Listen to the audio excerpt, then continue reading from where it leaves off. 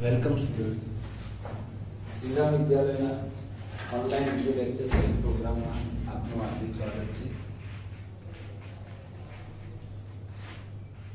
જો આપણે આજે નેક્સ્ટ ટોપિક જોવાનું. આપણે છેલ્લે આકૃતિ ભણ્યા, બરાબર?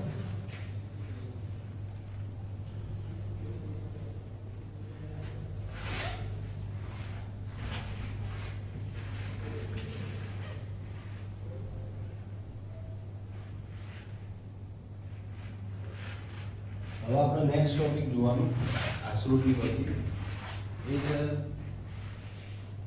રસ સંકોચન.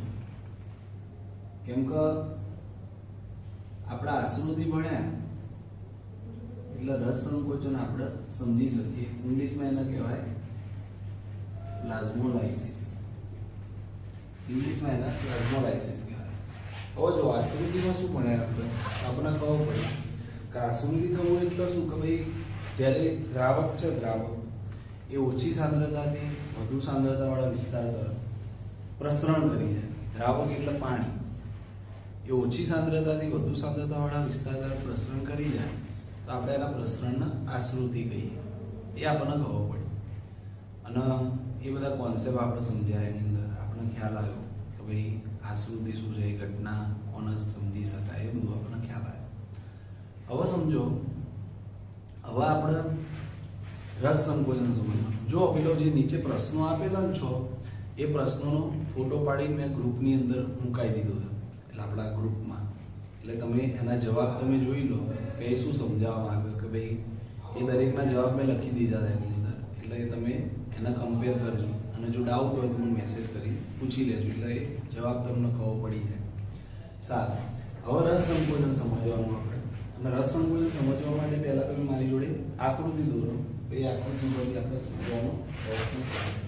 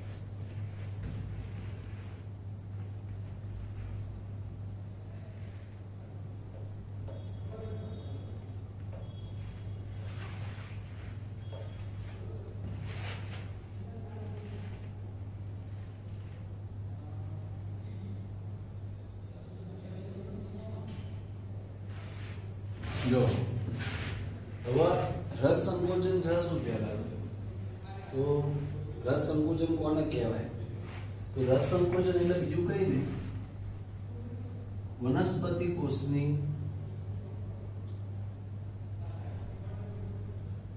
આસપાસના વનસ્પતિ કોષની આસપાસના દ્રાવણને આધારે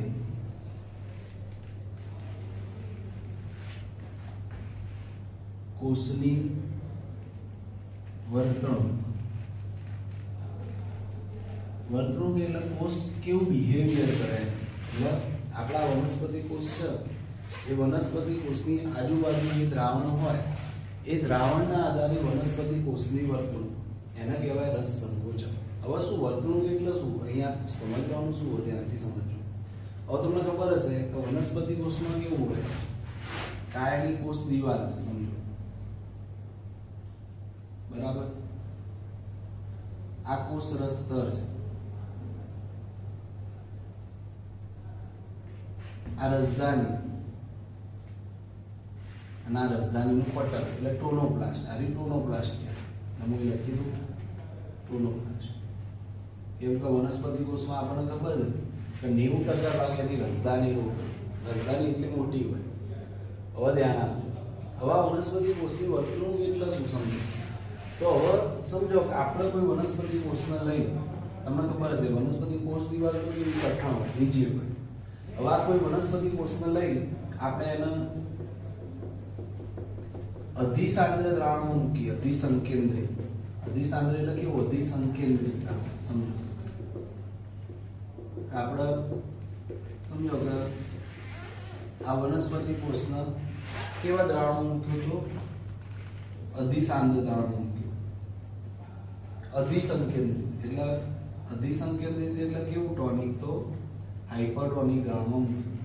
એટલે આપણને ખબર પડી જાય કે બહારનું દ્રાવણ હાઇપરટોનિક એનો મતલબ આ વનસ્પતિનો કોષ રસ કેવો ટોનિક થઈ જાય તો એ હાઇપોટોનિક થઈ જાય એટલે અધોસાંદ્ર થઈ જાય. ચલો હવે મને તમે કહો, તમે જાતે વિચારો કે આ વનસ્પતિ કોષને અધિસાંદ્ર દ્રાવણમાં મૂકીએ તો પાણી ક્યાં જાય? પાણી કોષની અંદર એન્ટર થાય કે કોષની બહાર આવે? તો આપણે આશ્રુતિ ભણ્યા હતા, આશ્રુતિની વ્યાખ્યા યાદ કરો કે બે અલગ અલગ સાંદ્રતા ધરાવતા દ્રાવણ વચ્ચે જો અર્ધપ્રવેશી પટલ રાખવામાં આવે તો દ્રાવક એટલે પાણી ઓછી સાંદ્રતાવાળા વિસ્તાર તરફથી વધુ સાંદ્રતાવાળા વિસ્તાર તરફ પ્રસરણ કરી જાય. તો અહીંયા પાણી ક્યાંથી ક્યાં જાય? તો આપણે સમજાય એવું છે અહીંયા કે પાણી બહાર નીકળવા માંડશે. પાણી બહાર નીકળે એટલે આપણે એને કઈ આશ્રુતિ કહીશું બોલો? તો હવે શું થશે? અહીંયા બહિરાશ્રુતિ થશે. એટલે પાણી બહિરાશ્રુતિ થઈ બહાર આવવાનું ચાલુ થઈ જાય. કેમ કે પાણી ઓછી સાંદ્રતાથી વધુ સાંદ્રતા બહાર નીકળે. હવે સમજો, સ્ટેપ બાય સ્ટેપ સમજો. પાણી જેવું બહાર આવવાનું ચાલુ થાય એટલે આ કોષ રસ્તર છે ને એ કોષ દિવાલનો સંપર્ક ગુમાવી જાય. જો કોષ દિવાલનો તો આકાર ના બદલાય, એ તો રિજિડ છે, કઠણ છે, પણ કોષ રસ્તર કોષ દિવાલનો સંપર્ક ગુમાવો. કેમ ગુમાવો? કારણ કે પાણી બહાર આવવા માંડ્યું. સમજો, પાણી બહાર આવવા માંડે એટલે કોષ રસ્તર કોષ દિવાલનો સંપર્ક ગુમાવો એટલે આપણે કહી દેવાનું કે ભાઈ રસ સંકોચન. આ રસ સંકોચનની પ્રક્રિયાનો પ્રારંભ થઈ ગયો. હવે આ એનું શું કહેવાય? તો આ કોષ રસ્તર સાથેનો કોષ રસ છે. સમજો, કોષ રસ્તર સાથેનો કોષ રસ એટલે એના જીવરસ કહેવાય. કોષ રસ્તર સાથેનો કોષ રસ એને આપણે શું કહીશું? જીવરસ. પ્રોટોપ્લાઝમ ઇંગ્લિશ શબ્દ યાદ રાખજો. જીવરસ એટલે પ્રોટોપ્લાઝમ. પ્રોટોપ્લાઝમ એટલે શું? તો કોષ રસ્તર વત્તા કોષ રસ.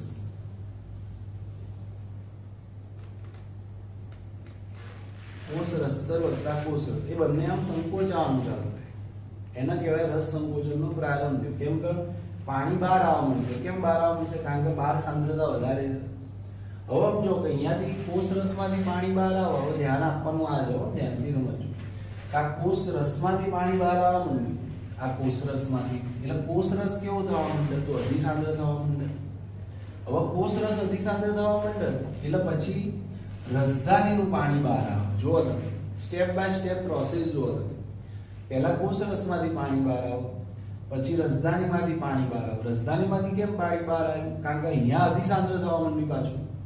પાછું અહીંયાથી પાણી બહાર આવે અહીંયા એટલે પાછું આ અધોસાંદ્ર થઈ જાય એટલે બહાર પાછું અધિસાંદ્ર. તો અહીંયાથી પાછું પાણી બહાર નીકળવા માંડે એટલે ટૂંકમાં પહેલા કોષરસમાંથી બહાર આવે, પછી રસધાનીમાંથી પાણી બહાર આવે અને પાછું કોષરસમાંથી બહાર આવે. પણ મૂળ પાણી બહાર આવી જાય. કેમ પાણી બહાર આવી જાય? કારણ કે બહારનું દ્રાવણ કેવું છે તો અધિસાંદ્ર છે. અને કોઈ પૂછે કે ભાઈ ક્યાં સુધી પાણી બહાર આવી જશે, તો જ્યાં સુધી બંને બાજુ સાંદ્રતા સરખી ના થઈ જાય, એટલે જ્યાં સુધી બંને દ્રાવણો આઇસોટોનિક ના થઈ જાય ને સમસાંદ્ર, ત્યાં સુધી પાણી બહાર આવી જાય. એટલે પછી પાણી બહાર આવી જાય આમ પાણી બહાર નીકળી જાય એટલે કોષ રસ, આ જે જીવરસ છે, જીવરસ કોષ રસ્તર સાથેનો કોષ એક ખૂણામાં આમ સંકોચાઈ ગોઠવાઈ જાય, સંકોચાઈ જાય. અને આવો સંકોચાઈ જાય ને આખો કોષ રસ, એટલે આ જીવરસ આખો આમ સંકોચાઈ જાય ને તો આ કોષનો તમારે કહેવાનું સંકોચાયેલો જે કોષ હોય ને એને રસ સંકોચિત કોષ કહેવાય. જો કે જેમાંથી બધું પાણી બહાર નીકળી ગયું તો એકદમ ખૂણામાં આમ સંકોચાઈ જાય જીવરસ, તો એને રસ સંકોચિત કોષ કહેવાય. અને બીજું ખાસ ધ્યાન રાખવાનું કે આ કોષ રસતર કોષ દિવાલનો સંપર્ક ગુમાવી દે એટલે કોષ રસતર અને કોષ દિવાલ વચ્ચે જગ્યા રહે. હવે આ જે જગ્યા થઈ એમાં કયું દ્રાવણ હોય એમ તો યાદ રાખવાનું કે આ બહારનું જે અધિસાંદ્ર દ્રાવણ હોય ને, બહારનું અધિસાંદ્ર દ્રાવણ એ અંદર દાખલ થવા માંડે એમ. એટલે કોઈ એમ કે કોષ રસ્તર અને કોષ દિવાલ વચ્ચે જે જગ્યા થઈ એમાં કયું દ્રાવણ આવે તો કોષ રસ્તર અને કોષ દિવાલની જગ્યામાં બહારનું અધિસાંદ્ર દ્રાવણ દાખલ થવા માંડે. એટલે બહારનું દ્રાવણ અંદર દાખલ થવા અધિસાંદ્ર, પાણી બહાર આવે અધિસાંદ્ર દ્રાવણ અંદર જઈ જાય. એટલે યાદ રાખવાનું કે કોષ રસ્તર અને કોષ દિવાલ વચ્ચે કયું દ્રાવણ સ્થાન લે તો અધિસાંદ્ર દ્રાવણ સ્થાન લે. એટલે બહારનું દ્રાવણ અંદર જાય અને પાણી બહાર નીકળી જાય. ખ્યાલ આવે ને? પાણી બહાર નીકળી જશે, અધિસાંદ્ર દ્રાવણ અંદર જઈ જશે.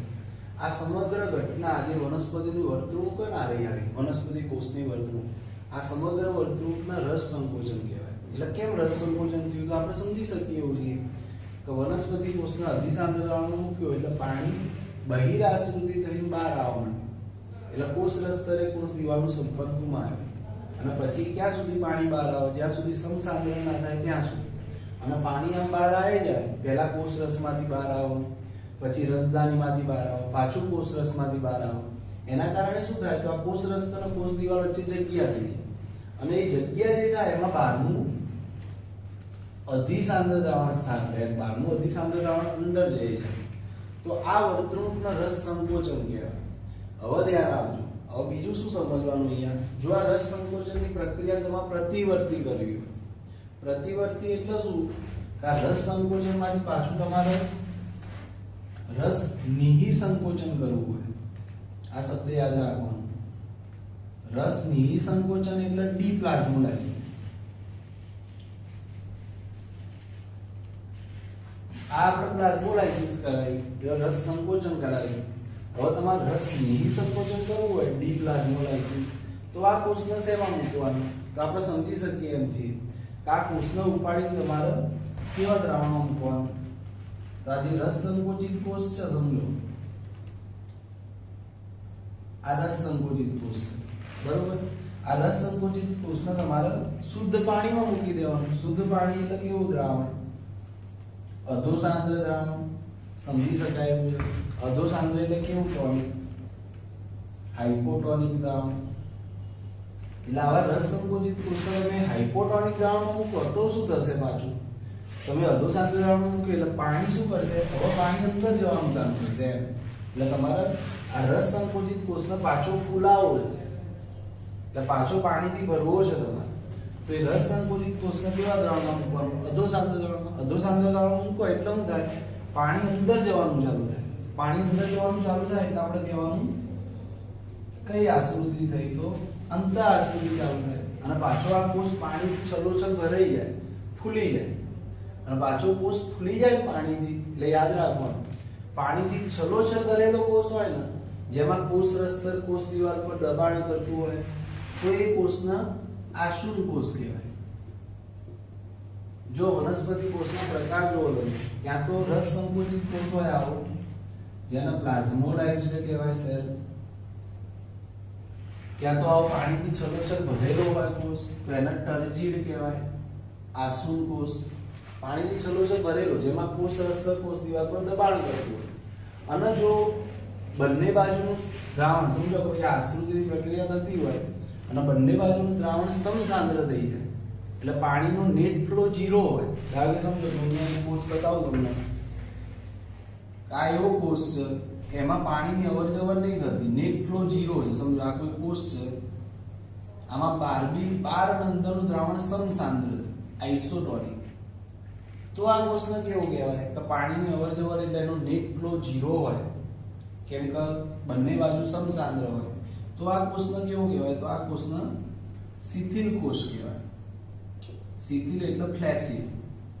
તો ટૂંકમાં વનસ્પતિની અંદર 3 પ્રકારના કોષ હોય. ક્યાં તો પાણીથી ફૂલ ભરેલો હોય તો આસુલ કોષ, આ રીતના રસ સંકોચન થઈ ગયેલો હોય તો રસ સંકોચિત કોષ, અને આવો કે જેમાં પાણીની અવરજવર નેટ ફ્લો 0 હોય પાણીનો, કેમ કે સમસાંદ્રતા હોય અંદર બહાર, તો એ કોષને કેવું કહેવાય? શિથિલ કોષ કહેવાય. તો આ 3 પ્રકારના કોષ આપણને જોવા મળે એમ.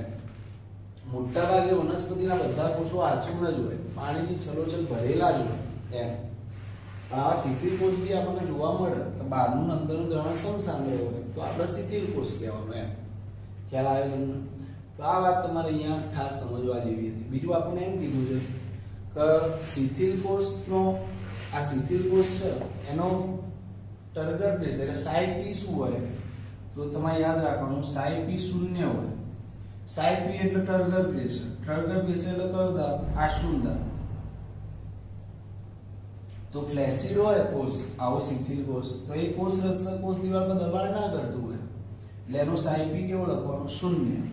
રસ સંકોચિત કોષમાં બી સાઈ પી 0 હોય એમ. ખાલી આસુલ કોષ હોય ને તો એનો સાઈ પી ધન હોય, પોઝિટિવ હોય, કેમ કે કોષ રસના કોષ દિવાલ પર દબાણ બતાવતું હોય એટલા માટે. તો આ તમારે અહીંયા ધ્યાન રાખવાની વાત હતી રસ સંકોચનમાં. બીજું સમજવું, બીજું શું અહીંયા જોવાનું? તો બીજું તમારે અહીંયા એ ધ્યાન રાખવાનું કે વનસ્પતિ કોષ છે ને એ કોઈ દિવસ સમજો કે ફાટી ના જાય. ધારો કે પાણીથી છલોછલ ભરાઈ જાય ને તો એ બી વનસ્પતિ કોષ ફાટી ના જાય, કે આ રસ સંકોચન થયેલો કોષ ફસડાઈ ના જાય. ફસડાઈ જવું એટલે પડી ના ભાંગે. એનું કારણ આ કોષ દિવાલ. એટલે વનસ્પતિની જે કોષ દિવાલ છે ને એ વનસ્પતિ કોષને પડી ભાંગતો, એટલે જો બહિરાશ્રુતિ થતી હોય તો કોષ પડી ભાગવાનું જોખમ હોય, એટલે ફસડાઈ જવાનું જોખમ હોય. તો એ પડી ભાગતો બચાવ, અને જો આસુલ કોષ થાય તો એને ફાટી જતો બચાવ કોષ દિવાલ. પણ જો પ્રાણી કોષ હોય ને તો આ જોખમ રહેલું છે. એટલે ધારો કે હું તમને એક ઉદાહરણ આપું કે રક્તકણ આપણા સમજો આપણા રક્તકણ પ્રાણી કોષ છે, બરાબર. હવે તમે રક્તકણને સમજો કે આ રક્તકણ છે, એ રક્તકણ અધોસાંદ્ર દ્રાવણમાં મૂકો, અધોસાંદ્રમાં, તો શું જોખમ રહેલું ખબર? તો રક્તકણ આમ ફૂલી અને ફાટી જાય. ફૂલી ફાટવાનું જોખમ અધોસાંદ્રમાં મૂકો તો, કેમ કે કોષ દિવાલ ના હોય તો ફૂલતો ફૂલતો ફાટી જાય. અને એ રીતે જો આ રક્તકણને તમે સમજો કે અધિસાંદ્ર દ્રાવણમાં મૂકો તો શું જોખમ છે? તો અધિસાંદ્ર દ્રાવણ મૂકો તો પાણી બહાર નીકળી જાય, તો આ કોષનું આમ ખસડાઈ જવાનું જોખમ, ખસડાઈ જાય, ચગડાઈ જાય, તો પડી ભાંગે એમ. તો એ જોખમ પ્રાણી કોષમાં છે, કેમ કે પ્રાણી કોષમાં કોષ દિવાલ ના હોય. વનસ્પતિ કોષમાં એ જોખમ નહીં કે ભાઈ આસુલ થઈ જાય, પાણીથી ભરેલો હોય, ફૂલીને ફાટી ના જાય, અને જો તમે અધિસાંદ્ર દ્રાવણ મૂક્યો તો ફસડી બી ના જાય, કેમ કે કોષ દિવાલ એને પ્રોટેક્ટ કરે. તો આટલી વસ્તુ તમારે રસ સંકોચન એટલે એક વનસ્પતિ કોષની વર્તણૂક આમાં આટલું સમજવાનું. જો ફરીથી રિપીટ કરતો ધ્યાન આપો કે રસ સંકોચન ક્યારે થાય? તો વનસ્પતિ કોષને તમે અધિસાંદ્ર દ્રાવણમાં મૂકો એટલે શું થાય? પાણી અંદરથી બહાર નીકળવા માંડે. પહેલા કોષ રસમાંથી બહાર નીકળે, પછી રસદાનીમાંથી નીકળે, પછી પાછું કોષ રસમાંથી બહાર નીકળે, બહિરાશ્રુતિ થાય. બહિરાશ્રુતિ થાય એટલે કોષ રસ કોષ દિવાલનો સંપર્ક ગુમાવી દે. એના કહેવાય રસ સંકોચનનો શું થયું? પ્રારંભ થયો. એટલે કોષ રસ અને કોષ દિવાલ વચ્ચે બહારનું દ્રાવણ એટલે કેવું દ્રાવણ? અધિસાંદ્ર દ્રાવણ સ્થાન લે. પછી આ ક્યાં સુધી થઈ જાય? જ્યાં સુધી બંને બાજુના દ્રાવણ સમસાંદ્ર ના બને ત્યાં સુધી. અને આમ પાણી બહાર આવી જ જાય અને જીવરસ એક ખૂણામાં સંકોચાઈ જાય તો એ કોષને રસ સંકોચિત કોષ કહેવાય. આ ક્રિયાને પ્રતિવર્તી કરવી હોય તો વનસ્પતિ કોષના અધોસાંદ્ર દ્રાવણમાં મૂકવાનું. અધોસાંદ્ર દ્રાવણમાં મૂકો તો અંતઃઆશ્રુતિ ચાલુ થાય, તો પાણીથી ભરાઈ જાય કોષ, તો એને આસુલ કોષ કહેવાય. આસુલ કોષનું સાઈપી ધન હોય, કારણ કે કોષ રસ્તા કોષ દિવાલ પર દબાણ કરવા માંડે. જો બહારનું અંદરનું દ્રાવણ સમસાંદ્ર થઈ જાય તો એ કોષને શિથિલ કોષ કહેવાય. તો આટલી વસ્તુ તમારે અહીંયા સમજવાની. હવે આપણે રસ સંકોચન પછીનો નેક્સ્ટ ટોપિક એટલે અંતઃચૂષણ જોવાનું. જો સમજીએ એટલે આપણે ખબર પડશે.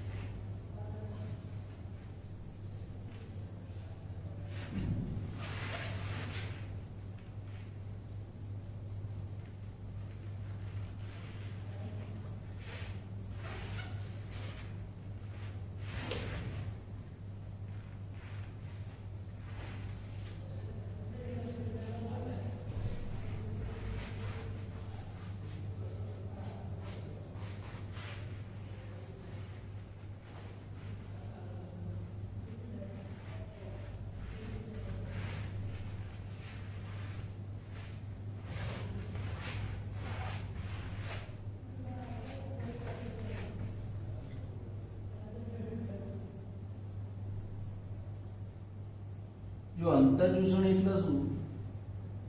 તો અંતઃચૂષણના ઇમ્બાઇબિશન કહેવાય. ઇમ્બિબિશન અંતઃચૂષણ.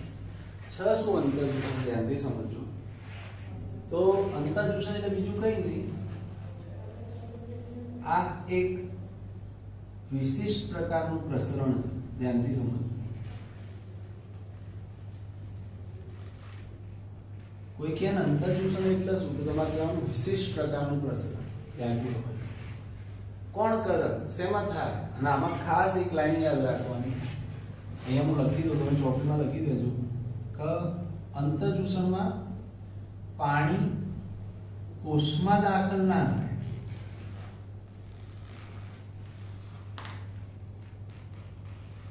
આ યાદ રાખો. કોષમાં પાણી દાખલ થાય તો એ પ્રસરણના આશ્રુતિ કહેવાય. પણ આ પાણી અહીંયા કોષમાં દાખલ નહીં થતું તો ક્યાં દાખલ થાય? આનો અર્થ શું? અંતઃચૂષણ. ધ્યાનથી સમજો. અને અંતઃચૂષણ કોણ બતાવો? તો અંતઃચૂષણ ઘન કલિલ દ્રવ્યો બતાવો. કેવા ઘન કલિલ દ્રવ્યો? તો સેલ્યુલોઝ, ગુંદર, લાકડું, આ બધા ઘન કલિલ દ્રવ્યો. આ ઘન કલિલ દ્રવ્યો દ્વારા પાણી શોષાતું હોય એના અંતઃચૂષણ કહેવાય. એટલે પાણીનું વિશિષ્ટ પ્રકારનું પ્રસરણ થતું હોય. હવે ધ્યાન આપજો. હવે ધારો કે હું તમને કહું વિશિષ્ટ પ્રકારનું પ્રસરણ કઈ રીતે? કે અહીંયા એક આપણે લાકડું મૂકીએ, સમજો આ એક લાકડું છે, બરોબર? એક લાકડું પડેલું. હવે સમજો કે અહીંયા પાણી હોય, અહીં પાણી પડેલું છે, તો આ લાકડું શું કરશે? પાણી ચૂસશે કે નહીં ચૂસશે? કહો. પાણીને ચૂસે કે ના ચૂસે? તો ધ્યાન આપજો, ના ચૂસે. એમ ના મળતા કામ ચૂસી લે પાણી. એવું અંતઃચૂષણ ના થાય કોઈ દિવસ. એટલે અંતઃચૂષણની પહેલી પાયાની જરૂરિયાત શું છે? કે અંતઃચૂષણ પામતું પ્રવાહી અને અંતઃચૂષણ કરતું દ્રવ્ય, એટલે જે અંતઃચૂષણ કરતો પદાર્થ છે ને એ બે જોડે, એ બે વચ્ચે આમ ભૌતિક સંપર્ક હોવો જરૂરી છે. એટલે કોન્ટેક્ટમાં હોવા જોઈએ, પાયાની જરૂરિયાત છે. જો સંપર્કમાં ના હોય તો અંતઃચૂષણ ના થાય. એમ લાઈનના કોન્ટેક્ટમાં હોવા જરૂરી છે. અને આવું કોન્ટેક્ટમાં હોય એટલે શું થાય? કે આ પાણી જે છે ને, પાણી એ આ લાકડાની અંદર જે સેલ્યુલોઝ હોય ને, સમજો કે લાકડાની અંદર સેલ્યુલોઝ એટલે શું? આવી પોલિસેકેરાઇડ હોય, બધી શૃંખલાઓ હોય. જો કોષમાં નહીં જતું હોય પાણી, આ ધ્યાન આપવાનું છે. ઘન કલિલમય દ્રવ્યોની અંદર જાય પાણી. એટલે થાય હું કે આ સેલ્યુલોઝ તો આ રીતના શૃંખલા, પોલિસેકેરાઇડ શૃંખલાઓનું બનેલું હોય. એટલે થાય શું કે આ પાણીના જે અણુઓ છે ને એ પોતાની વધુ જળ ક્ષમતાથી, અંદર પાણી ઓછું છે એમ તો અંદર સૂકું લાકડું હોય કે થોડું ભેજવાળું હોય, પણ અંદર જળ ક્ષમતા ઓછી હોય. એટલે થાય શું કે આ પાણી વધુ જળ ક્ષમતાથી ઓછી જળ ક્ષમતા, આપણી જે જગ્યાઓ હોય ને પોલિસેકેરાઇડની શૃંખલાઓની, એ જગ્યાઓ વચ્ચે પાણીનું પ્રસરણ થાય એમ. એટલે પાણી આપણી જગ્યાઓ વચ્ચે પ્રસરી જાય. એટલે આપણે એમ કહીએ છીએ કે આ લાકડાએ શું કર્યું? આ પાણીને ચૂસી લીધું. ખરેખર આ પાણી બહારથી વધુ જળ ક્ષમતાથી ઓછી જળ ક્ષમતા તરફ શું કરી ગયું છે? તો પ્રસરણ કરીને જ ગયું છે. પણ આ વિશિષ્ટ પ્રકારનું પ્રસરણ થાય એટલે શું થાય? આ લાકડાનું કદ વધી જાય, એમ લાકડું ફૂલે, પછી લાકડું ફૂલે, કદ વધી જાય, ફૂલી જાય. ફૂલવાનું કારણ શું? તો આ પાણી અંદર જાય, એ પાણી અંદર જવાના કારણે અંદર એક દબાણ ઉત્પન્ન થયું. આ શૃંખલાઓ વચ્ચે દબાણ ઉત્પન્ન થયું. એ દબાણને કહેવાય અંતઃચૂષણ દાબ. પાણી અંદર જવાના કારણે અંદર દબાણ ઉત્પન્ન થાય, એટલે આપણે અંદર પાણી પીવું એને અંતઃચૂષણ કીધું. શોષાયું પાણી, કેમ કે વિશિષ્ટ પ્રકારના પ્રસરણ થઈ ગયું, અને અંદર પાણી જે દબાણ ઉત્પન્ન કર્યું, દબાણ ઉત્પન્ન થયું એટલે લાકડું ફૂલ્યું. એટલે અંદર જે સર્જાય ને એના અંતઃચૂષણ દાબ કહેવાય. એના કારણે લાકડું ફૂલી જાય. એટલે જે બી આ ઘનકલિમય દ્રવ્યો હોય ને એ ફૂલી જાય એમ અંતઃચૂષણ. તમને ખબર હશે કે ચોમાસાની અંદર આપણા ઘરના જે બારી બારણા હોય એ ફૂલી જતા હોય, એટલે વખાતા નહીં હોતા. એનું કારણ શું? તો વાતાવરણમાં જે ભેજ હતો એનું પાણી એનું એમણે અંતઃચૂષણ કર્યું, એના કારણે ફૂલી ગયા એમ. તો એ ઘટનાના અંતઃચૂષણ કહેવાય એમ. અને આ અંતઃચૂષણ દાબ કહેવાય. હવે આ અંતઃચૂષણ કેમ ઇમ્પોર્ટન્ટ રાખવું? તો ખાસ યાદ રાખજો, એટલા માટે અંતઃચૂષણ ઇમ્પોર્ટન્ટ કે કોઈ બી વનસ્પતિના જીવનની જે શરૂઆત થાય ને બીજમાંથી, તો એ બીજનું શરૂઆતનું જે પગથિયું છે ને, બીજની અંદર પાણી જવાનું પહેલું પગથિયું, એ અંતઃચૂષણ. એટલે તમે જમીનની અંદર બીજના વાવો ને, જેવું સમજો જમીનમાં બીજના વાવો ને, એટલે આ જે બીજાવરણ હોય ને, બીજાવરણ એ આસપાસના પાણીને ચૂસે એમ અને ફૂલે. એટલે પછી આમાંથી ફણગો ફૂટે. ફણગો ફૂટવો એટલે આનું જે ભ્રૂણમૂળ હોય એ ભ્રૂણમૂળ પ્રાથમિક મૂળ તરીકે બહાર આવી જાય એમ. તો એ બીજાવરણે જે પાણી ચૂસ્યું ને, એ પહેલું પાણી જે ચૂસાય ને એ અંતઃચૂષણના કારણે ચૂસાય એમ. એટલે બીજાવરણની અંદર જે સેલ્યુલોઝ હોય એની અંદર પાણીનું અંતઃચૂષણ થાય, અને અંતઃચૂષણ થાય એટલે પાણી અંદર જાય, એટલે ભ્રૂણ સક્રિય થાય. તો બીજાંકુરણ જે ઘટના તમે જુઓ છો ને, એ બીજાંકુરણનું જે શરૂઆતનું પગથિયું છે, પહેલી જે ઘટના થાય ને એ અંતઃચૂષણ થાય. અને આ અંતઃચૂષણ દાબના કારણે પછી બીજાંકુરણ થતું હોય, પછી ફણગો ફૂટે, ભ્રૂણમૂળ બહાર આવે પ્રાથમિક મૂળ તરીકે, એટલે તરુણ છોડ બને પછી. તો એટલા માટે અંતઃચૂષણ આટલું ઇમ્પોર્ટન્સ આપી છે આપણે. એ આશ્રુતિ ના કહેવાય, કારણ કે એ ઘન કલિમય દ્રવ્યોમાં પાણીનું પ્રસરણ થયું છે, તો એ રીતે અલગ પડે એમ. અને બીજું આપણે એમ કીધું છે કે પ્રાગ ઐતિહાસિક માનવ જે હતા, પહેલાના આદિ માનવ, એ આ અંતઃચૂષણ દાબનો ઉપયોગ કરી અને પેલા જે પહાડોના પથ્થરો હોય ને એ ખડકો તોડતા. કઈ રીતે તોડતા સમજો. એટલે શું કરતા? પથ્થર હોય કે નહીં, એ પથ્થરની અંદર આમ તિરાડ હોય, તિરાડ, એ તિરાડની અંદર શું કરતા? કોઈ બી લાકડું લઈ અને એ લાકડું આ તિરાડમાં ભરાઈ દેતા એમ. આ દાખલે કોઈ લાકડું છે, એ લાકડું આ તિરાડમાં ભરાઈ દેવાનું. કયું કરવાનું? આના ઉપર પાણી રેડવાનું, એક ડોલ. આના ઉપર પાણી રેડો તમે એટલે શું થાય? આ લાકડું ફૂલે, લાકડું ફૂલે એટલે આ પથ્થર તૂટી જાય એમ. એટલે અહીંયા આપણે સમજાવ્યું કે ભાઈ આવો અંતઃચૂષણ દાબનો ઉપયોગ પહેલા બી પ્રાગ ઐતિહાસિક માનવો કરતા હતા. પછી એકવાર EIPMT માં એકવાર આવો પ્રશ્ન પૂછાયો હતો કે કાચની શીશીમાં તમે બીજ ભરેલા હોય, કાચની શીશીમાં, અને એ બીજ તમે જે ભરેલા હોય કાચની શીશીમાં, એમાં પાણી તમે રેડી નાખો, પાણી રેડો અને એનું ડૂચ બંધ કરી દો કાચની શીશીનું, તો કેટલાક સમય બાદ એ કાચની જે શીશી હતી ને ફૂટી જશે. કેમ ફૂટી જશે? તો એનું કારણ અંતઃચૂષણ દાબ સર્જાયો. કેમ સર્જાયો? કારણ કે બીજ જે ભરેલા હતા એ બધા પાણી ચૂસે, પછી ફૂલે એટલે અંદર જગ્યા ના રહે, એટલે શીશી આખી ફૂટી જાય એમ. તો આ બધું અંતઃચૂષણની અંદર આપણે આટલું સમજવાનું. આમાં ધ્યાન શું રાખવાનું તમારે? કે આ વિશિષ્ટ પ્રકારનું પ્રસરણ ઘન કલિમય દ્રવ્યોમાં થાય, કોષમાં પાણી ના જાય, અને બીજું આ ઘન કલિમય દ્રવ્યોનો સંપર્ક હોવો જરૂરી છે અંતઃચૂષણ થતા પ્રવાહી જોડે, તો જ અંતઃચૂષણ થાય. તો આટલી વસ્તુ તમારે અહીંયા ધ્યાન રાખવાની. હવે આપણે શું જોવાનું છે? તો આ નજીકના અંતરનું વહન આપણે કમ્પ્લીટ કર્યું. સમજો અહીંયા સુધી નજીકના અંતરનું વહન હતું. હવે આપણે દૂરગામી વહન ભણવાનું કે આ વનસ્પતિમાં છેક દૂર સુધી, એટલે પર્ણો, જમીનની અંદર મૂળથી લઈ છેક પર્ણો સુધી પાણી ક્ષારોનું કઈ રીતના વહન થતું હોય, પર્ણની અંદર જે તૈયાર થતું હોય ખોરાક એ મૂળ સુધી કઈ રીતના આવતું હોય. તો આવું દૂરગામી વહન એટલે સ્થળાંતર કઈ રીતે થતું હોય એટલે દૂરગામી વહન કઈ રીતે થાય? એના માટે કઈ આ પ્રસરણને બધું જવાબદાર ના હોય દૂરગામી વહન કરવા માટે. તો કઈ રીતે થતું હોય છે શક્તિના વપરાશ વગર? સમજો કે આપણે ત્રીજા માળે રહેતા હોય ને આપણે પાણી ઉપર ચડાવવું હોય તો મોટર મૂકવી જ પડે, એનર્જી આપવી પડે. ઉર્જા વગર તમે ઉપર ના લઈ જઈ શકો. પણ વનસ્પતિ તો એવા કોઈ પંપ કે મોટર નહીં હોતી, તો કઈ રીતે આટલું ઊંચે સુધી સ્થળાંતર થતું હોય દ્રવ્યોનું? તો એ આપણે દૂરગામી વહનનો કોન્સેપ્ટ નેક્સ્ટ ટોપિક છે, એ આપણે સમજીએ એટલે આપણે ખબર પડશે. ધ્યાન આપો.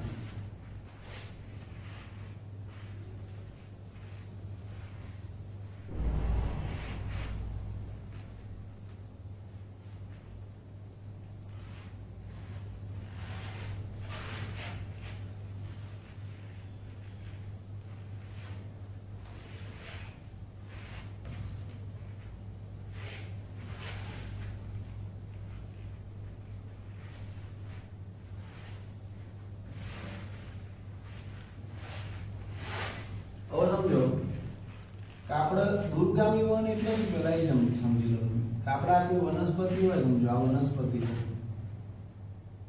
આ વનસ્પતિના પર્ણ સુધી, એટલે આપણે સમજો કે આ કોઈ વનસ્પતિની મૂળથી લઈ, આપણે આ મૂળ છે તો આ મૂળની જલવાક, આ પ્રકારની જલવાક, આ પર્ણની જલવાક. તો સમજો કે આ મૂળની જલવાકથી લઈ પ્રકારની જલવાક, પર્ણની જલવાક, આપણે જમીનની અંદરથી પાણી, સમજો કે અહીં જમીનની અંદર જે પાણી ક્ષારો હોય, પાણી છે અને ક્ષારો છે, સમજો તો આ જમીનની અંદરના જે પાણી ક્ષારો હોય એના આપણે આ છેક સુધી ઉપર લઈ જવા હોય તો કઈ રીતે જાય? શું એ પ્રસરણથી જતા હશે? તો પહેલા તો હું તમને કહી દઉં, પ્રસરણથી તો જઈ જ ના શકે, કેમ કે પ્રસરણ ખૂબ ધીમી પ્રક્રિયા, યાદ રાખજો. પ્રસરણ ખૂબ ધીમી પ્રક્રિયા. અહીંયા આપણે કીધું છે કે 50 માઇક્રોમીટરનો એક કોષ હોય ને, એક કોષની આમ લેન્થ જોવો ને તો 50 માઇક્રોમીટર. તો એ 50 માઇક્રોમીટરના કોષમાં તમારે કોઈ દ્રવ્યના અણુ, આ કોઈ દ્રવ્યનો અણુ છે, એના એક છેડેથી બીજા છેડે, એટલે આટલું ડિસ્ટન્સ કાપવું હોય ને તો ખાલી પ્રસરણથી કાપે ને તો એનો સમય કેટલો લાગે? તો 2.5 સેકન્ડ સમય લાગે, 2.5 સેકન્ડ. તો તમે ગણી શકો કે ભાઈ 1 મીટર અંતર કાપવું હોય તો કેટલો બધો સમય લાગી જાય એમ. જો માત્ર પ્રસરણથી વહન થાય, પ્રસરણથી, તો જો પ્રસરણ ખૂબ ધીમી પ્રક્રિયા, 2.5 સેકન્ડ સમય લે એક કોષને ખાલી પસાર કરવો હોય ને એટલા ડિસ્ટન્સ તો હોય. તો પ્રસરણ ખૂબ ધીમી પ્રક્રિયા છે. તો આ પ્રસરણ ધીમી પ્રક્રિયા થઈ તો આપણે એમ સમજી શકીએ કે આ વનસ્પતિઓ, તો અમુક વનસ્પતિઓ તો 130 મીટર ઊંચી હોય, સમજો. લાગે પેલું નહીં આપણે સિકોયા સિમ્પરવિરન્સ રેડવુડ 130 મીટર ઊંચું છે. તો આટલું 130 મીટર ઊંચું અંતર હોય, પાણી ક્ષારોને જો ખાલી પ્રસરણથી આપણે મોકલવા તો કેટલો બધો સમય લાગી જાય? તો એ શક્ય જ નહીં. તો કઈ રીતે જતા હોય? તો એના માટેનો સિદ્ધાંત શું એમ? તો આપણે જે બધું ભણે ને આ બધું આગળનું, એ તો ખાલી નજીકના અંતર માટે હતું. હવે આ છેક દૂર સુધી લઈ જવું હોય કઈ રીતના જશે એમ? એના માટે કોઈ સિદ્ધાંત ખરો? તો ખાસ ધ્યાન આપજો. એના માટે એક જ સિદ્ધાંત છે, એટલે યાદ રાખવાનું કે જલવાહક, જો હું તમને કહી દઉં, જલવાહક અને અનવાહક માં દૂરગામી વહન કરાવવા,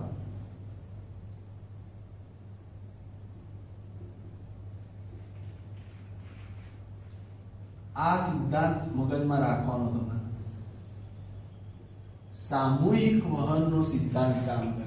જો આ મોટા અક્ષરે મેં લખી કાઢ્યું એટલે તમારે ભૂલ ના થાય. આખો અલગ જ, જેમ દરેકની ડેફિનેશન હોય ને, તમે પ્રસરણ થાય તો શું થયું, સક્રિય વહન થાય તો શું થયું, અંતઃચૂષણ થયું તો શું થયું, એમ આ એક આખો અલગ સિદ્ધાંત છે એમ. કે તમારે દૂરગામી વહન કરાવવું હોય તો એનો એક સિદ્ધાંત છે સામૂહિક વહન. સામૂહિક વહન સિદ્ધાંત કામ કરે.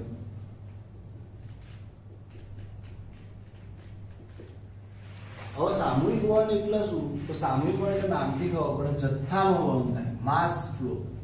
આને માસ ફ્લો હાઇપોથીસિસ કહેવાય. જથ્થામાં વહન થવું, સાથે વહન થવું, પાણી, ક્ષારો, અંતઃસ્ત્રાવો, નાઇટ્રોજન, કાર્બનિક સંયોજનો બધા જોડે વહન થાય. અનવાહકની વાત કરો તો પાણી, ક્ષારો, કાર્બનિક સંયોજનો, જેમાં સુક્રોઝ હોય, અંતઃસ્ત્રાવો બી હોય એમાં પણ, તેમનું બધાનું સામૂહિક વહન થાય, જથ્થામાં વહન. જથ્થામાં વહન એટલે શું? આ સામૂહિક વહન છે ને એ નદીના પ્રવાહ જેવું હોય. તમે નદીનો પ્રવાહ જોઈ લો, નદીનો પ્રવાહ કેવો આમ ચાલતો રહે, સતત અવિરત, આમ નદીનો પ્રવાહ કેવો ચાલતો રહે, બસ એ રીતે વહન થઈ જાય. અને આની સ્પીડ કેટલી હું તમને કહી દઉં, 15 મીટર પર કલાક. જોઈ લો, આટલી સ્પીડમાં જાય એટલે 1 કલાકમાં 15 મીટર જેટલું આમ પાણી જતું રહે. સમજી શકાય એવું. 1 મીટર એટલે 3 ફૂટ, 15 મીટર એટલે 15 દુ 30, 15 તરી 45 ફૂટ જેટલી ઊંચી વનસ્પતિ હોય ને તો 1 કલાકમાં પાણી ઉપર પહોંચી જાય. નદીના પ્રવાહની જેમ થાય. સમજો, સામૂહિક વહન જથ્થામાં વહન કરું. ધારો કે સમજો હું અહીંયાથી એક પાણીનો ગ્લાસ લઉં, એ પાણીના ગ્લાસને આમ ઢોળું, આ અહીંયા કોઈ સરફેસ હોય, સમજો આ સરફેસ છે, પાણીનો ગ્લાસ આમ ઢોળું તો પાણી કેવું જશે, આમ સમૂહમાં જશે ને, સામૂહિક. એટલે પાણીનો જે ફ્લો આમ જશે ને નદીના પ્રવાહની જેમ, એ સામૂહિક વહન કહેવાય. અને સામૂહિક વહન આપણે કઈ રીતે પ્રાપ્ત થાય, અહીંયા એમ કીધું છે. સામૂહિક વહન થાય કઈ રીતે, તો એના માટે જવાબદાર છે બે, ક્યાં તો સમજો બે વસ્તુ જવાબદાર છે, ઓર એટલે અથવા. ક્યાં તો ધન જલ સ્થિતિ દબાણ ગુણાંક સર્જાતું હોય, હું તમને સમજાવું એટલે ખબર પડશે. એટલે વનસ્પતિ સામૂહિક વહન કઈ રીતે મેળવી શકાય, તો ક્યાં તો ધન જલ સ્થિતિ દબાણ ગુણાંકથી મળતું હોય, એને પોઝિટિવ હાઇડ્રોસ્ટેટિક પ્રેશર કહેવાય.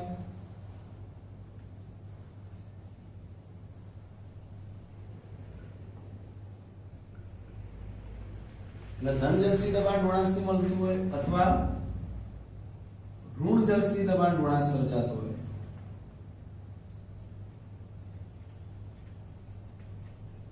આ બેમાંથી એક સર્જાતું હોય, ક્યાં તો ધન જલસી દબાણ ગુણાંક સર્જાતો હોય, એને પોઝિટિવ હાઇડ્રોસ્ટેટિક પ્રેશર કહેવાય. ક્યાં તો ઋણ જલસી દબાણ ગુણાંક એટલે એને નેગેટિવ હાઇડ્રોસ્ટેટિક પ્રેશર કહેવાય. તો આ બેમાંથી એક તમને મળતું હોય તો આ સામૂહિક વહન થાય. શું છે આ પોઝિટિવ હાઇડ્રોસ્ટેટિક પ્રેશર અને નેગેટિવ હાઇડ્રો, તો આમાં ઉદાહરણ આપણે કીધું, જુઓ તમે, ધન જલસી દબાણ ગુણાંક એટલે ગાર્ડન હોઝ. તમે ગાર્ડન ની અંદર હોઝ પાઇપ જોઈ છે ને, એમાં પોઝિટિવ હાઇડ્રોસ્ટેટિક પ્રેશર એટલે શું, હોઝ પાઇપ એટલે હું તમને કહું. નેગેટિવ હાઇડ્રોસ્ટેટિક પ્રેશર એટલે નળી દ્વારા શોષણ. સ્ટ્રો લઈએ ને આપણે, સ્ટ્રો લઈને આમ ચૂસીએ ને, એનો નેગેટિવ હાઇડ્રોસ્ટેટિક પ્રેશર. હું તમને સમજાવું. સમજો, ધારો કે પોઝિટિવ હાઇડ્રોસ્ટેટિક પ્રેશર એટલે હું, ધારો કે આપણે બગીચાની અંદર પેલું આપણે માળી જે હોય બગીચામાં, ક્યાં તો આપણે રાખતા હોઈએ, આપણા બગીચામાં ગાર્ડનિંગ, કિચન ગાર્ડન હોય આપણું, ગાર્ડનિંગ કરતા હોય એટલે ખબર પાણી પીવડાવવા માટે આવું એક સાધન હોય. અહીંયા આગળ ફુવારા જેવા કાણા હોય નાના નાના, આવું. હવે સમજો તમારે કોઈ છોડને પાણી પાવું છે તો તમારું કરવાનું, આજે છે સાધન, એના આ હોઝ કહેવાય, હોઝ. આમ કહીને આમ તમે આમ કરો તો શું થાય, તો પાણી ઓટોમેટિક શું થશે, અહીંયા પંપ મોટર ના મૂકવી પડે તમારે, પાણી ઓટોમેટિક અહીંયાથી બહાર આવવા માંડે. પાણી કેમ બહાર આવવા માંડ્યું, કારણ કે અહીંયા પાણીનું ધન જલસી દબાણ વધારે હતું. તો આમ કહીને આમ કરો તમે, એટલે અહીંયા પાણીનું જથ્થામાં, સમજો અહીંયા જથ્થો વધારે તો જથ્થામાં પાણી ધકેલાય બહાર તરફ, એટલે નદીના પ્રવાહની જેમ આમ બહાર આવી જાય. તો આને પોઝિટિવ હાઇડ્રોસ્ટેટિક પ્રેશર કહેવાય. અને નેગેટિવ હાઇડ્રોસ્ટેટિક પ્રેશર એટલું કે આપણે સમજો કે એક ગ્લાસમાં લચ્છી ભરેલી હોય, આ લસ્સી ભરેલી એક ગ્લાસમાં, આની અંદર લસ્સી ભરેલી સમજો. હવે તમે સ્ટ્રો લો, ભૂંગળી, અને સ્ટ્રો લઈને આમ ચૂસો તો શું થાય, તો ઉપર શું થયું, સક્શન પ્રેશર, શોષક દાબ બન્યું, સક્શન પ્રેશર. એટલે ઉપરથી તમે શું કર્યું, નળી દ્વારા શોષણ કર્યું, એટલે અહીંયા કયું પ્રેશર હતું, અહીંયા નેગેટિવ હાઇડ્રોસ્ટેટિક પ્રેશર હતું, એટલે શોષક દાબ બન્યું. એટલે શું થશે, આ લસ્સી જે છે એ લસ્સી ઓટોમેટિક ક્યાં આવશે, આમ ઉપર આવશે, ચૂસાય.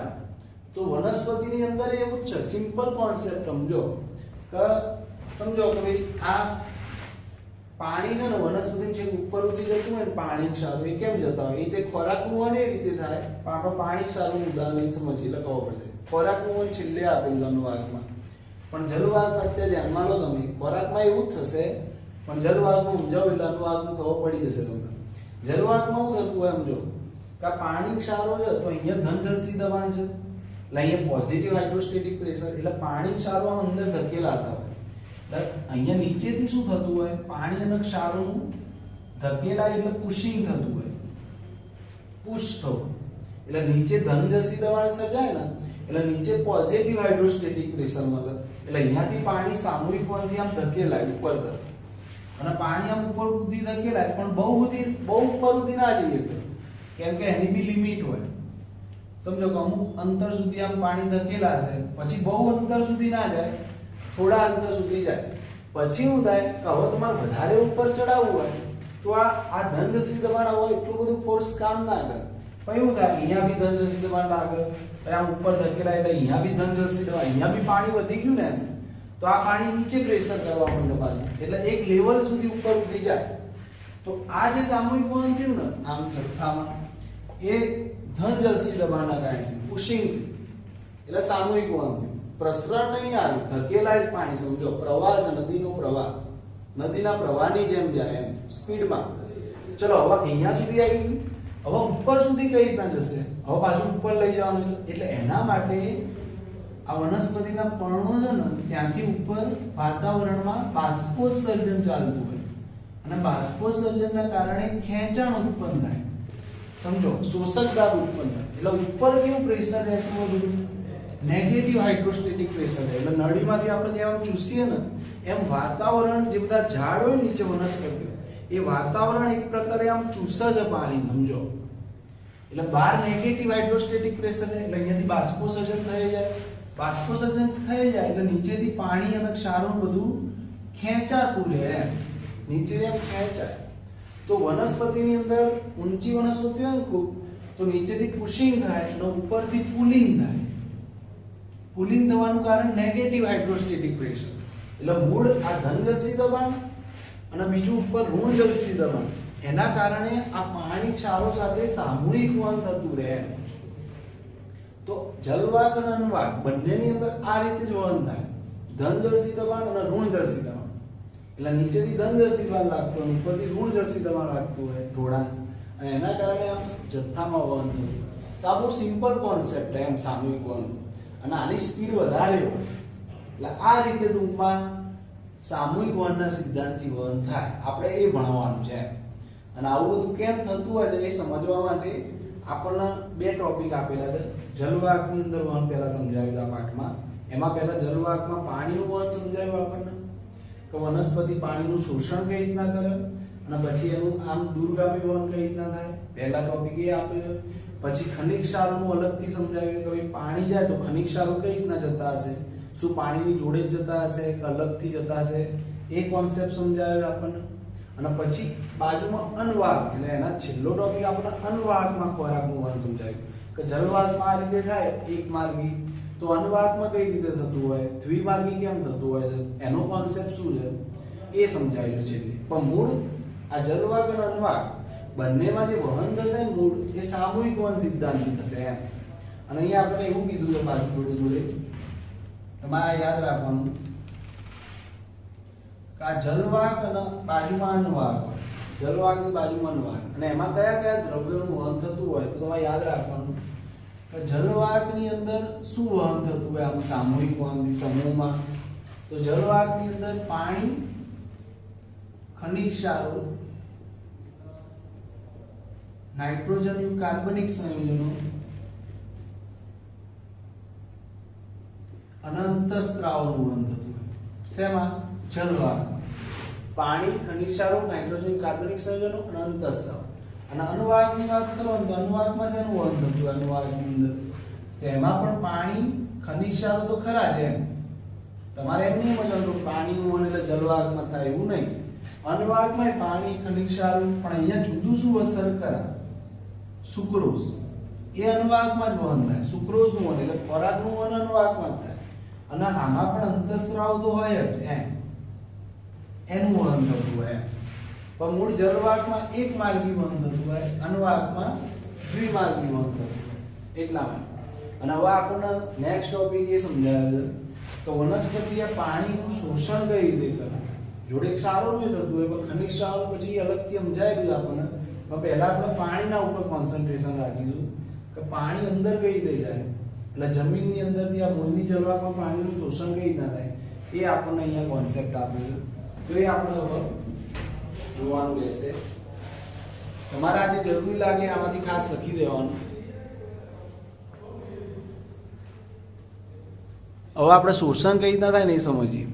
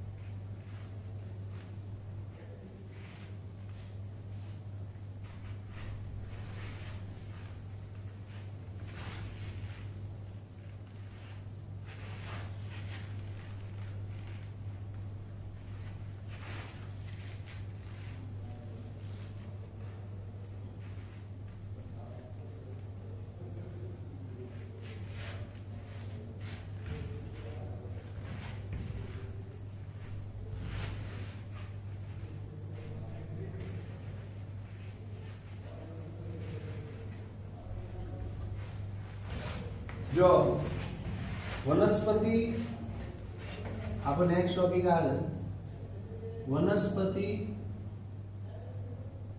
પાણીનું જમીનમાંથી શોષણ કેવી રીતે કરે.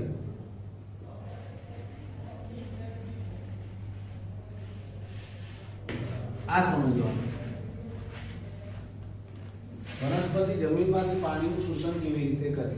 હવે જો એ સમજવા માટે હું પહેલા અહીંયા મૂળમાં શોષણ થશે એટલે પહેલા મૂળનો આડો છેદ દૂર દો અને પછી અહીંયા આપણને પદ સમજાય ધ્યાન. આ આપણા આકૃતિ અને વનસ્પતિમાં અંતઃસંરચના વાળા પાઠની અંદર ભણેલા છીએ, પણ એકવાર આપણે જોઈ લઈએ એટલે આપણને ખબર પડી જાય.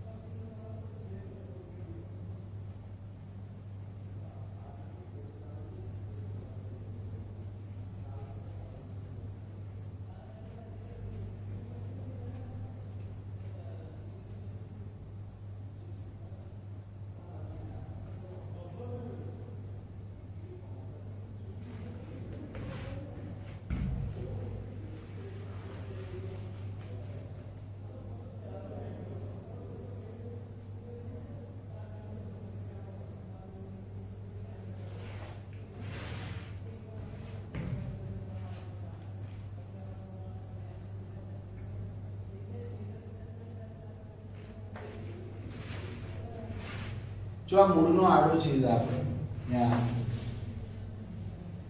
બરાબર તમને ખબર હશે મૂળના આડા છેદમાં હવે સમજો જમીન, આ જમીન છે, જમીનમાંથી પાણી અને ક્ષારો આપણે જલવાહકમાં લઈ જવાના અને જલવાહક કેવી આપણા મૂળનો આમ આડો છેદ દોરેલો, જલવાહક આમ પાઇપ જેવી રચના હોય, પાઇપ સુધી ખ્યાલ આવે તમે, તો આપણે અહીં જલવાહક સુધી પાણી ક્ષારો લઈ જવાના. એટલે મૂળ આપણે આટલું કરવાનું છે.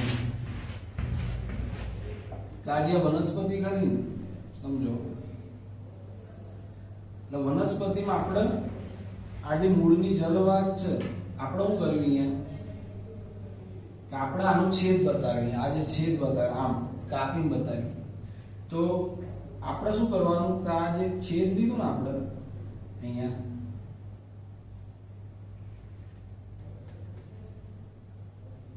આપણે મૂળ કરવાનું શું કે ભાઈ આ જમીનની અંદર જે પાણી ક્ષારો છે એ જમીનમાંથી આપણે મૂળની જલવાહક સુધી લઈ જવાનું. એટલે અહીંયા જે પાણી હોય બહાર એ પાણી ક્ષારોને અહીંયા જમીનમાંથી પાણી ક્ષારોને આપણે આ મૂળની જલવાહક સુધી લઈ જવાનું. પણ આ પાણી ક્ષાર મૂળની જળવા સુધી જાય તેમના રસ્તામાં કયા કયા કોષમાં થઈ પસાર થાય એટલે આ શોષણ કઈ રીતે થાય મૂળ આ પાણી અહીંયા જળવાહક સુધી જશે કઈ રીતે કયા માર્ગે જશે તો એ સમજાવવા માટે આપણે અહીંયા જો રસ્તામાં આ અધિસ્તર પછી આ બાહ્યક પછી બાહ્યકનું સૌથી અંદરનું સ્તર જેને કહેવાય અંતઃસ્તર અંતઃસ્તરમાં તમને ખબર છે કાસ્પિયન પટ્ટિકાના સ્થૂલન હોય પછી પરિચક્ર તો ટૂંકમાં આ 4 પ્રકારના કોષો પસાર કરી જવા પણ એ પાણી જાય કઈ રીતે તો એ સમજાવવા માટે આપણને અહીંયા એક આકૃતિ આપેલી છે જો આકૃતિ એક્ઝામ માટે ઇમ્પોર્ટન્ટ છે ખૂબ જ કેમ કે એનાથી આપણે સમજી શકીએ કે શોષણ કઈ રીતે થાય તો તમે ખાસ આકૃતિ દોરી દેજો હું અહીંયા આકૃતિને સમજાવવાનો પ્રયત્ન કરું ધ્યાન આપજો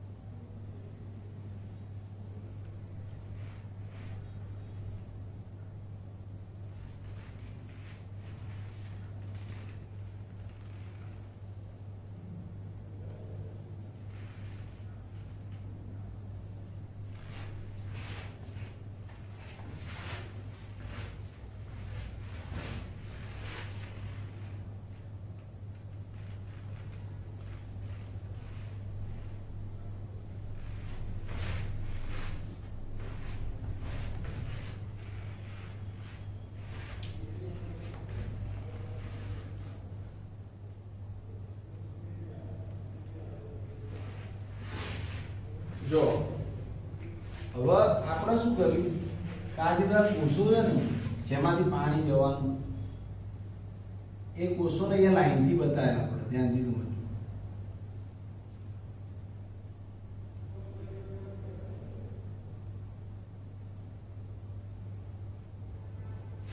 જો અહીંયા જ્યાંથી પાણી નામ જવાનું બહારથી અંદર તરફ તે બધા કોષોને આપણે લાઈનથી બતાવ્યા એમાં સૌથી બહારનું જે કોષ છે જેને આપણે કહીએ છીએ અધિસ્તરનો કોષ એના પછી બાહ્યકનો કોષ પછી અંતઃસ્તર અને પછી છે પરિચક્ર અને પરિચક્ર પછી આપણે કઈ પેશી જલવાહક પેશી ધ્યાન આ કોષોમાં આ જે આપણે દોર્યું આ કોષ દિવાલ છે આ બધું આખું સ્ટ્રક્ચર કોષ દિવાલનું આ બધું દેખાય પછી આ કોષ રસ્તર ધ્યાન આપો તો આ કોષ રસ્તર દોર્યું આપણે બરાબર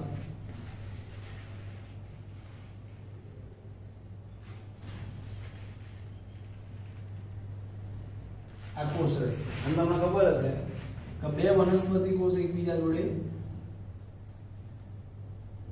કોષ રસ્ય તંતુથી જોડાયેલા હોય તો આપણા કોષ રસ્ય તંતુઓ દૂર દીધા બરાબર પછી વનસ્પતિ 90% ભાગ તો રસધાની રોગ એટલે આ કોનોપ્લાસ્ટ દોર દીધું રસધાની એટલે રસધાની પટલ દોર્યું આપણા જોઈ રાઈટ અને આ અંતઃસ્તરની જે દિવાલો હોય એ દિવાલો પર પેલું જે સ્થૂલન હોય સુબેરિયન એ સ્થૂલન છે જેને આપણે શું કહીએ કાસ્પેરિયન પટ્ટિકા રાઈટ અને આ જે અધિસ્તરનો કોષ હોય સૌથી બહારનું તે આવા એક કોષીય શું આવેલા હોય મૂળ રોમ આવેલા હોય ક્લિયર આટલું તો આ મૂળ રોમ છે આ બહાર જે અધિસ્તર આ જે દેખાય બધા આ મૂળ રોમ તો આપણા આ જે રસ્તામાં જે સ્તરના કોષો આવશે ને પાણીના પસાર કરી જવાનું એ આખો માર્ગ એ બતાવ્યો સમજો આ માર્ગ છે કે પાણી આ બધું પસાર કરીને જશે હવે ધ્યાનથી સમજજો, જે સમજવાનું છે બહુ સિમ્પલ કોન્સેપ્ટ કે પાણી અંદર કઈ રીતે જાય એમ, પાણી અંદર જવું હોય તો અંદર પ્રવેશ કઈ રીતે, ધ્યાનથી સમજજો. તો યાદ રાખવાનું તમારે ખાસ કે જમીનની અંદર પાણી વધારે છે, બરોબર, આ પાણીના અણુ એટલે જમીનમાં પાણીની વધુ જળ ક્ષમતા છે, રાઈટ, અંદર ઓછી જળ ક્ષમતા ડેફિનેટલી આપણને ખબર છે. હવે ધ્યાન આપો, પહેલું તમારે મેઇન મોસ્ટ ઇમ્પોર્ટન્ટ આ યાદ રાખવાનું કે મૂળ રોમમાં પાણી જાય ને, મૂળ રોમમાં પાણી એન્ટર થાય ને એ ફરજિયાત પ્રસરણથી જ અંદર જાય, આ યાદ રાખો, પ્યોરલી બાય ડિફ્યુઝન. એટલે એમ કે મૂળ રોમ, ખાલી એમ કીધું હોય કે વનસ્પતિએ મૂળ રોમ દ્વારા પાણીનું શોષણ કર્યું. તો આ વનસ્પતિ બહુ બધા મૂળ રોમ હોય ને, બહુ બધા અસંખ્ય મૂળ રોમ હોય, એ મૂળ રોમ દ્વારા પાણી આમ શોષાય ને અંદર આવે ને, તો પહેલું પાણી મૂળ રોમમાં એન્ટર થાય તો તમારે કહેવાનું પ્રસરણથી એન્ટર થઈ. અને પાણી જોડે ખનિજ તત્વો જતા હોય, પણ ખનિજ તત્વો આપણે પછી સમજવાનું, અત્યારે આપણે પાણીને મગજમાં રાખવાનું. અને ખનિજ તત્વો તો છે જ, એટલે જમીનની અંદર આખું દ્રાવણ જ છે, સમજો, પાણી અને ખનિજ તત્વોનું મિક્સચર. એ મૂળ રોમની અંદર એન્ટર થયું તો પ્રસરણથી એન્ટર થાય. હવે ધ્યાન આપો, હવે પાણીના અંદર જવાનું, તો પાણીના અંદર જવા માટે બે રસ્તા છે. ક્યાં તો એ અપદ્રવ્ય પથમાં જાય, જેને ઇંગ્લિશમાં કહેવાય એકોપ્લાસ્ટ પાથવે,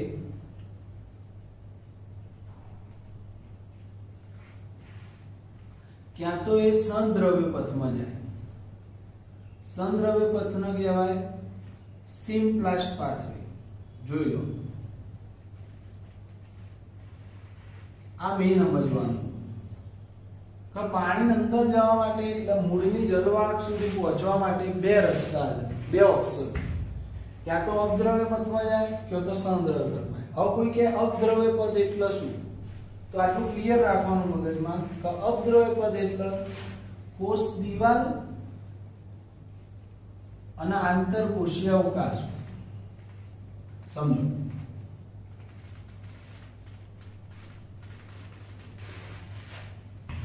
એટલે પાણી અંદર જવું હોય ને તો કોઈ પટલમય રચના ના ઓળંગે, એટલે આ કોષ રસ્તરમાં થઈને ના જાય ટૂંકમાં.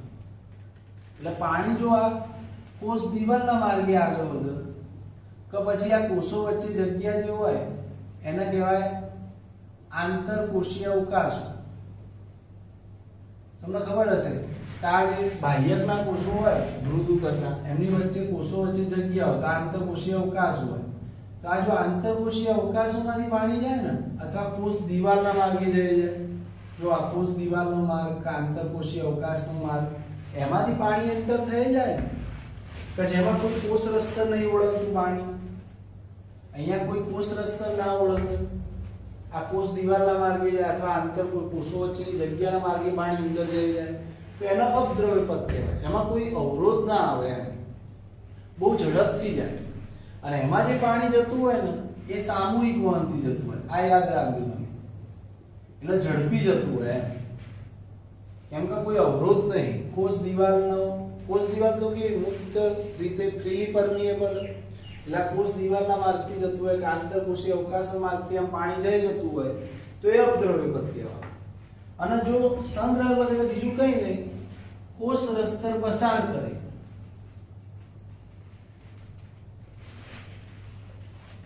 કોષ રસ્તરમાં થઈને જાય અને કોષ રસીય તંતુનો ઉપયોગ કરીને જાય. સમજો તો પાણી આ કોષ રસ્તર પસાર કરે અને એ કોષમાંથી બીજા કોષમાં જવા માટે આ કોષ રસીય તંતુઓનો ઉપયોગ કરે.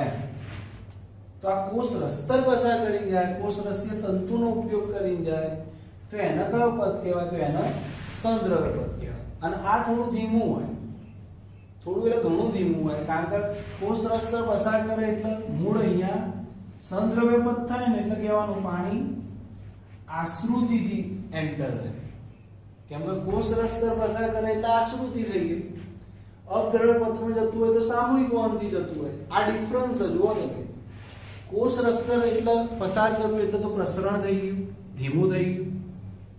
કેમ કે કોષ રસ્તરમાંથી તો આશ્રુતિ દ્વારા જ જાય, અને અહીંયાથી જતું હોય તો સામૂહિક વહન, પાણી ખનિજારો જોડે જતા હોય, જથ્થામાં જતા હોય, નદીના પ્રવાહની જેમ, તો એ ઝડપી જતું હોય. તો મૂળ બે રસ્તા છે એમ. આ કોષ રસ્તરમાં અંદર થઈ જતું હોય ને, આમ કોષ રસ્તરમાં થઈ અંદર થઈને આમ જલવાક સુધી પહોંચતું હોય તો એ સંદ્રવ્ય પદ કહેવાય. આ સંદ્રવ્ય પદ સિમ્પલ. અને આ કોષ દિવાલના આંતરકોષીય અવકાશમાં થઈ જતું હોય તો એને અપદ્રવ્ય પદ કહેવાય. અને યાદ રાખવાનું, સૌથી વધારે શોષણ કયા પદમાં થાય તો અપદ્રવ્ય પદમાં વધારે થાય શોષણ, કારણ કે ત્યાં કોઈ અવરોધ નથી. સંદ્રવ્ય પદમાં ધીમું થાય, આશ્રુતિ દ્વારા જતું હોય એટલે. ખ્યાલ આવ્યો? હવે ધ્યાન આપો, મેઇન વાત હવે આવે મહત્વની, કે અપદ્રવ્ય પદ છે ને એ અપદ્રવ્ય પદ ક્યાં સુધી રહે છે તો અંતસ્તરના કોષ સુધી જ અપદ્રવ્ય પદ રહે. કેમ? તો આપણે ખબર કે અંતસ્તરના કોષો છે ને એની અરીય દિવાલો પર કાસ્પિયમ પટ્ટીના સ્થૂલન છે, અને એ કાસ્પિયમ પટ્ટીના જે સ્થૂલન હોય ને એ પાણીના ક્ષારો માટે અપ્રવેશી હોય. એટલે થાય શું કે પાણી ભલે અહીંયા અધિસ્તર, બાહ્યક આ બધામાંથી ભલે અપદ્રવ્ય પથમાં ગયું હોય, આંતરકોષીય અવકાશમાં થઈ ગયું હોય, પણ ફરજિયાત અંતસ્તર આગળ આવો ને એટલે એ અપદ્રવ્ય પદ ફરજિયાત બની જાય સંદ્રવ્ય પદ. એટલે અહીંયાથી પાણી અને ખનિજ ક્ષારો છે ને એમનો દબાણપૂર્વક કોષ રસ્તરની અંદર ધકેલવામાં આવે. કેમ કે પાછળથી આમ ફોર્સથી પાણી આવી ગયું ખરું અહીંયા સુધી, પણ અહીંયા કાસ્પિયમ પટ્ટીના સ્થૂલનો નડ્યા એટલે આ કોષ દિવાલના કે આંતરકોષીય અવકાશના માર્ગે હવા આગળ નહીં જઈ શકે એમ. એટલે યાદ રાખવાનું, અપદ્રવ્ય પદ ક્યાં સુધી અપદ્રવ્ય પદ રહે તો અંતસ્તર સુધી અપદ્રવ્ય પદ રહે, પણ ત્યાંથી ફરજિયાત સંદ્રવ્ય પદ થઈ જાય. ત્યાં આગળ જે વહન થાય ને એને પારપટલ વહન કહેવાય. યાદ રાખવાનું શબ્દ, અંતસ્તરના કોષો આગળથી પાણીના દબાણપૂર્વક અંદર ધકેલવામાં આવે જેને પારપટલ વહન કહેવાય. એટલે અહીંયાથી પાણી અલ્ટિમેટલી આશ્રુતિથી આવી જાય એમ, આશ્રુતિ થઈ જાય છેવટે. એટલે વનસ્પતિમાં અલ્ટિમેટલી જે પાણી આવ્યું ને એ છેવટે તો આશ્રુતિથી જ આવ્યું એમ. એટલે વનસ્પતિએ જે પાણીનું શોષણ કર્યું એ કઈ રીતે કર્યું? કોઈ તમને પૂછે તો તમારે કહેવાનું કે ભાઈ પહેલા મૂળ રોમ દ્વારા જે પાણી એન્ટર થયું એ પ્રસરણથી એન્ટર થાય, પછી અપદ્રવ્ય પથમાં જે પાણી જાય એ સામૂહિક વહનથી જાય, સંદ્રવ્ય પથમાં પાણી જે જાય આશ્રુતિથી જાય, પછી અંતસ્તરના કોષોની દિવાલમાં કાસ્પિયમ પટ્ટિકાના સ્થૂલન હોય એટલે જે અપદ્રવ્ય પદ હતો એ ફરજિયાત ત્યાંથી સંદ્રવ્ય પદ થઈ જાય. એટલે પાણી જે આ કોષ દિવાલના માર્ગમાં આગળ વધતું હોય ને એને ફરજિયાત અહીંયા આગળ આવે ને એટલે અહીંયાથી સંદ્રવ્ય પદ થઈ જવું પડે.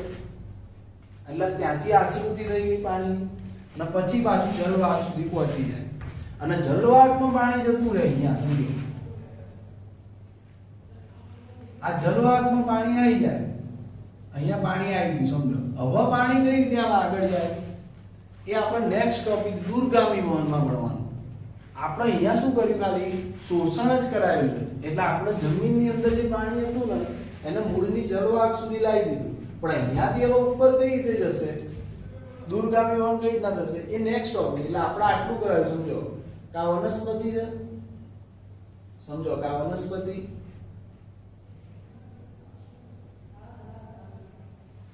આપણે શું કર્યું કે આ મૂળની જે જલવાહક છે ને સમજો, આ મૂળની જલવાહક, આ મૂળની જલવાહક, આ પ્રકારની જલવાહક, આપણે ખાલી શું કર્યું પાણી નહીં સુધી લાવ્યા. જમીનની અંદર જે પાણી હતું એને મૂળની જલવાહક સુધી લાવ્યા, એના કહેવાય શોષણ કર્યું. પણ હવે એમ ઉપર કઈ રીતે જશે એ નેક્સ્ટ ટોપિક છે. આ તો ખાલી આપણે શોષણ જ કરાવ્યું. અને કઈ રીતના શોષણ થયું તો બે રીતે થયું. ક્યાં તો કોષ દિવાલ આંતરકોષીય અવકાશમાં આવી આવો તો અપદ્રવ્ય પદ, કોષ રસ્તરમાં જઈને આવો તો સંદ્રવ્ય પદ, અને અંતસ્તર આગળથી સંદ્રવ્ય પદ થઈ જાય. ત્યાં પારપટલ વહન થાય, કારણ કે અંતસ્તરની કોષીય દિવાલોમાં આંતરકોષીય અવકાશમાં બધે કાસ્પિયમ પટ્ટીનું સ્થૂલન હોય તો ત્યાંથી ફરજિયાત અંદર જ ધકેલાવવું પડે એમને એમ. એટલે ત્યાંથી સંદ્રવ્ય પદ થાય. તો આટલી વસ્તુ અહીંયા આપણને શોષણમાં આપી દે. અને હવે આપણે એનું દૂરગામી વહન કઈ રીતે થાય ને એ આપણે નેક્સ્ટ ટોપિકમાં મળવાનું. આટલા શોષણમાં આટલું જ યાદ રાખવાનું. એ નેક્સ્ટ લેક્ચરમાં જોઈશું. ત્યારે અહીંયા સુધી રાખીએ.